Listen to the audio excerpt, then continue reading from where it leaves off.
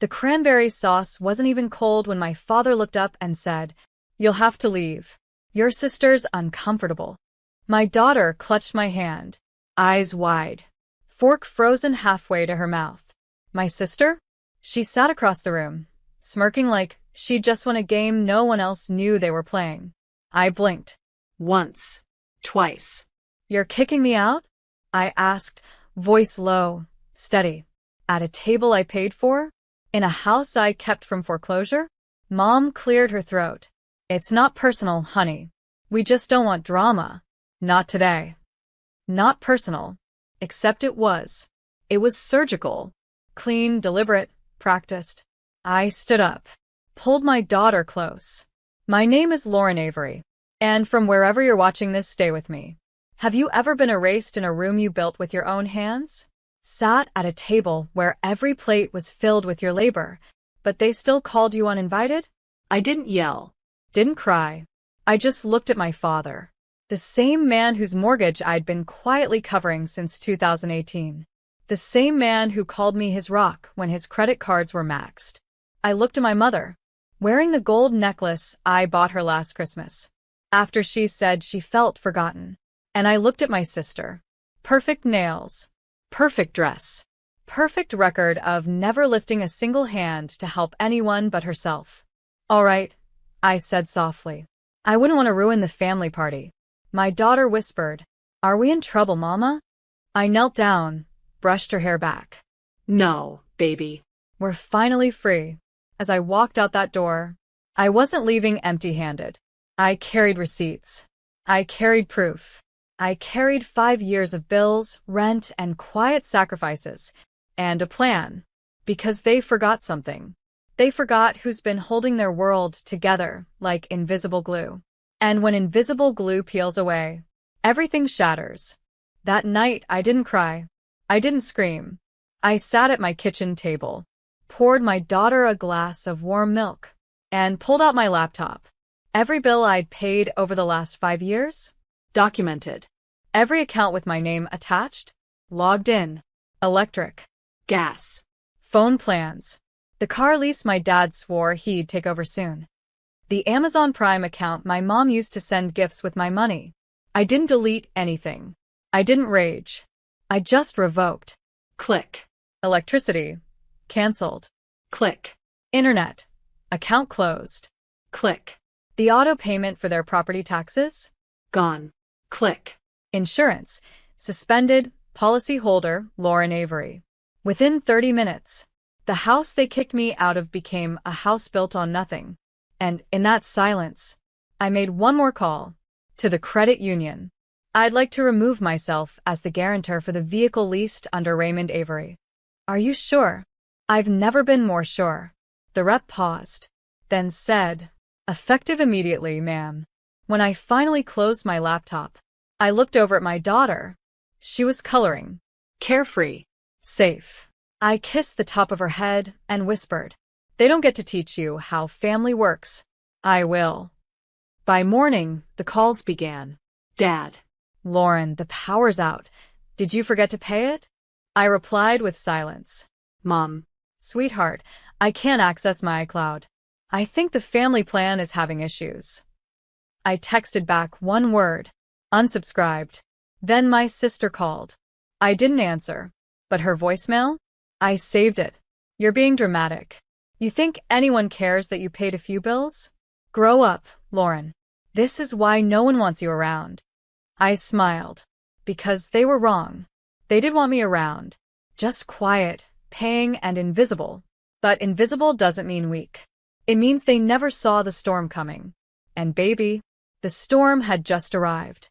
By day 3, the group chat was on fire. Dad texted, "We need to talk like adults." Mom added, "You've made your point. Now fix this before it gets worse." Worse? You mean like kicking your daughter and granddaughter into the cold? On a national holiday? Because your golden child decided I didn't deserve a seat? They thought I was bluffing. That I'd come crawling back, like I always did. That I'd beg to be let in. To a house I've been financially carrying since Mom's back surgery. Instead, I went to the bank. closed the joint emergency fund I'd set up for family medical needs. That $17,000 they assumed was theirs to drain? Moved. To my daughter's savings account. I walked out of that bank and into a warm bakery, ordered 2 slices of pumpkin pie, topped with whipped cream, and took my daughter to the park. She asked, "Is this our new Thanksgiving?" I looked at her, smiling through the chill, And said, "No, baby." "This is our real one. The one they never gave us." That night, the lights went out at their house again. This time, for good. My mom sent an email. "How can you be so cruel?" I replied with the last message I'd ever send her. Cruel? Is asking to be treated like family cruel? Was inviting your granddaughter and then kicking her out kind? I paid for your roof, your warmth, your silence. Now I'm using that same silence to say goodbye. Then I blocked every number, deleted the thread, and booked a weekend getaway for me and my daughter. Ocean view, heated pool, no apologies. The hotel room smelled like clean linen and second chances. We watched cartoons, ate room service, and fell asleep without tension pressing on our chests. I didn't cancel the payments to be spiteful. I did it because I finally understood. They never saw me as family, just funding. And now, they could learn what it felt like to eat dinner without me holding the floor beneath them.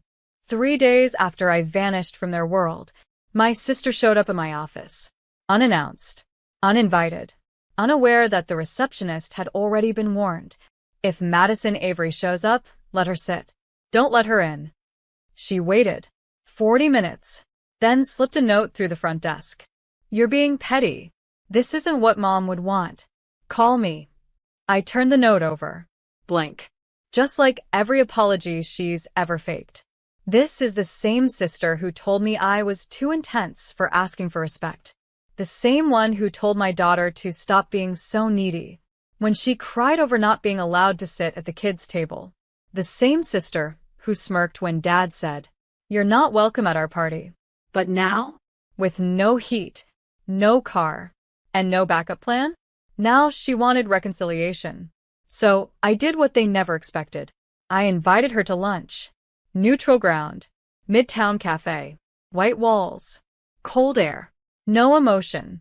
She showed up with fake lashes, puffy eyes, and a tremble in her voice she thought I'd mistake for vulnerability. "You made your point," she said, forcing a laugh. "Now be the bigger person like always." I stir my coffee, looked at her, and said, "You didn't invite me to Thanksgiving. You erased me. You kicked out a child because she reminded you that love isn't something you get to gatekeep." Her lip twitched, but Dad was just trying to keep things calm. I raised a hand. "You don't get to rewrite what happened." She went quiet, then tried one more time. "Look, I know things got ugly, but we're family. Don't you want to move forward?" I leaned in. "I already did. Just not with you." I slid the check across the table. "Already paid. Already done. I hope someday you understand the difference between love and leverage. Until then, consider this my last lunch in your company." She sat frozen, like someone who just realized the bridge behind her had been dismantled one silent payment at a time. And I walked out. No drama. No scene. Just freedom. That was the day I stopped being the family's backup plan and started living like someone who knew the value of every unreturned favor.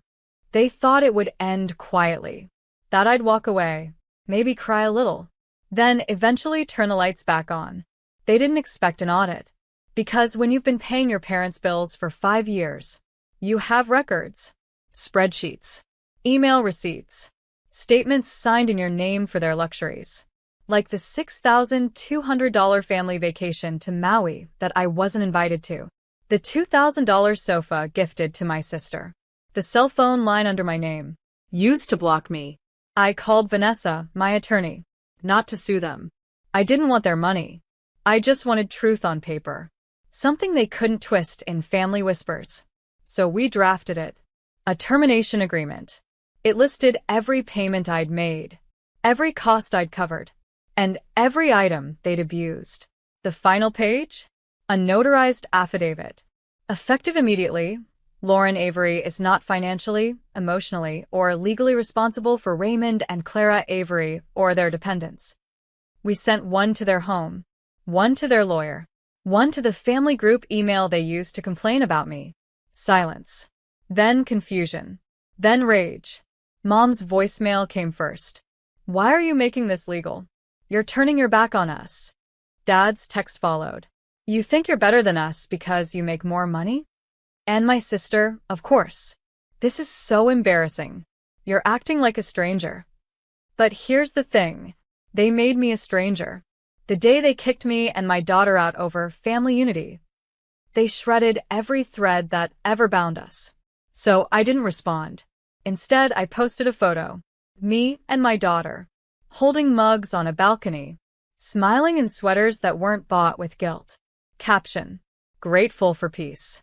Grateful for freedom. Grateful for the silence money used to buy. No tags. No shade. But the message was clear. That Thanksgiving they fed themselves with entitlement. Now, they were choking on accountability. Because they thought they owned me. What they didn't know was that I kept every receipt. And now I'd sent them the bill. Winter came early. And with it, a storm they couldn't control. The house I'd been quietly keeping warm, now cold. The furnace repair they'd ignored last spring, never scheduled because I wasn't there to cover it. My phone stayed silent. But I heard from neighbors. They're using space heaters and arguing in the driveway. Your dad was at the hardware store asking about deferred payments. Your mom's been wearing the same coat for days, even indoors. They weren't just uncomfortable. They were unraveling. Not because I hurt them, but because I stopped saving them. My sister's lease renewal fell through. Turns out, the co-signer she lost was me. Her name alone didn't qualify. She posted a selfie that week. Tear-streaked, captioned. Sometimes, the people you trust the most abandon you the fastest. The comments poured in. Stay strong, babe. You deserve better. I can't believe your sister would do that to you. And I didn't respond. Because I wasn't their villain. I was their mirror. And they couldn't stand what they saw. Meanwhile, my daughter was thriving. No more awkward family gatherings where she was ignored. No more watching her mom shrink to make everyone else comfortable. One night, she curled beside me and whispered, "You know what I'm thankful for? That we left the party before it broke us." That hit harder than any legal clause. Because she knew. She felt the way I was treated. Long before she had words for it. I tucked her in. Then walked to my desk and opened the last file. A charitable donation transfer. I redirected the monthly funds I once used to pay their bills to a local women's shelter. The amount? $3,800 per month. Enough to house, feed, and clothe 6 women and their kids. Money that once bought my silence was now buying someone else's second chance. And the legacy I once wasted on people who saw me as an ATM? It had finally found a home. They lost heat. They lost comfort. But what they really lost was the only person who ever gave without keeping score. Until I did. By February, the messages stopped. No calls. No texts. No birthday card for my daughter. Not even the usual guilt-wrapped "hope you're well." Silence. But not peaceful. That sharp, echoing kind that follows when people finally realize you're never coming back. And I wasn't. They used to say I owed them everything. That if it weren't for the family, I'd have nothing. But the truth is, everything I built in spite of them. Not because of them. I paid my way through college. Started my business with a $700 check and a cracked laptop. Built credit on my own name. Then used that credit to keep their lights on. I made their survival look easy. So they confused it for entitlement. But now it was time to sever everything. I filed the papers. Not out of pettiness, but peace. I legally changed my last name. Not because I was ashamed of who I was, but because I was proud of who I became without them. My daughter asked me what it meant. "It means we start fresh," I said. "No more carrying names that came with chains." We picked the new name together. She chose Ren. After the bird that sings the loudest when it's free. That day, I updated every account, every document, every signature. Not with bitterness, but with intention. Because letting go isn't always about turning away. Sometimes it's about walking toward the life that's been waiting. They'll see the change eventually. On tax forms, on returned mail, on the plaque outside my office, where it now says, Lauren Wren and Associates, Financial Consulting, built on truth. The same name printed on every scholarship application I sponsor now. The same name my daughter writes with pride on every school form.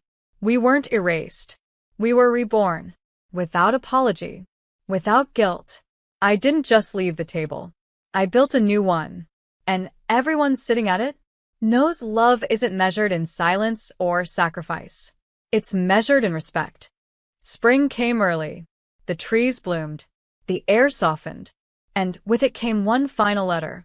No return address. Just my old last name scribbled in my father's handwriting. Inside. We miss you. Your mother hasn't been herself. Let's forget Thanksgiving ever happened. You can still help us. You always have. I didn't cry. I didn't even blink. Because after everything, they still thought this was a matter of forgetting. Like my daughter hadn't been humiliated. Like 5 years of invisible labor could be swept away with one half-hearted paragraph. There was no apology. No accountability. Just need. The same need that built their comfort. But never their compassion. So I didn't reply. I didn't forward it. I folded it slowly and dropped it into the shredder. Because that's what you do with expired contracts. You destroy them. I took my daughter out for dinner that night. Just the two of us. No tension. No forced smiles. No pretending we were welcome in places that required our silence. She looked up at me and asked, "Are they ever going to say sorry?" I smiled. They already did. They just used the wrong words. They said, "You're not welcome here." That was the apology. It showed us everything we needed to know. She nodded, and we clinked our glasses of sparkling apple juice. I raised mine and whispered, "To never shrinking again." The next morning, I finalized one last change. I removed them from my emergency contact list. Because real emergencies don't need people who created the crisis. And then, I breathed. Really breathed. For the first time in years. The woman they kicked out at Thanksgiving was gone. The one who stood in her place now. Unbought. Unbothered. Unbreakable. They built a house with rules meant to exclude me. So I built a life that no longer includes them. Not out of vengeance, but out of healing. And every single breath I take in this peace-filled silence is another reminder. I was never the broken one. I was just the one who finally walked away.